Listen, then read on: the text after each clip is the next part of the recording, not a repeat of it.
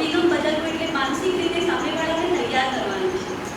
જ્યારે પણ કોઈ વ્યક્તિ આ રીતે ડિપ્રેશનમાં, એન્ઝાઇટીમાં આવી જાય છે, ત્યારે એને આપણા સહકારની જરૂર છે.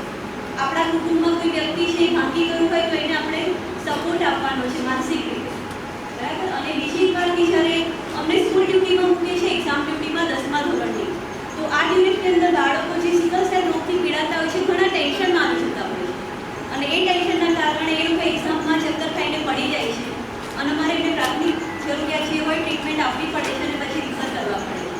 તો બાળકો તમને એ જ કહું છું કે કોઈ પણ એક્ઝામથી પણ ડરવાની જરૂર નથી, સ્ટ્રેસ લેવાની જરૂર નથી, એના માટે મહેનતની જરૂર છે. અને સિકલ સેલ રોગથી પીડિત વ્યક્તિએ તો સહેજ પણ સ્ટ્રેસ લેવાનું નથી. તો આ માનસિક રીતે પણ તમારે ઘણું તૈયાર રહેવાનું છે અને સમાજને હેલ્પ કરવાની છે. તો આ જે સરકારનો જે સંકલ્પ છે એમાં બધા સાથ આપશો?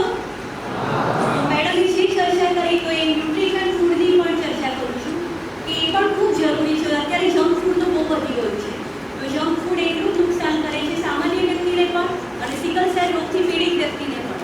તો જંક ફૂડથી પણ જેટલા દૂર રહો એટલું સારું છે. તો જ તમે તમારું ભવિષ્ય સુધારી શકશો અને તો જ દેશ આગળ વધશે. તો બસ આ નાનકડી વાત લઈને થેન્ક યુ બધાને.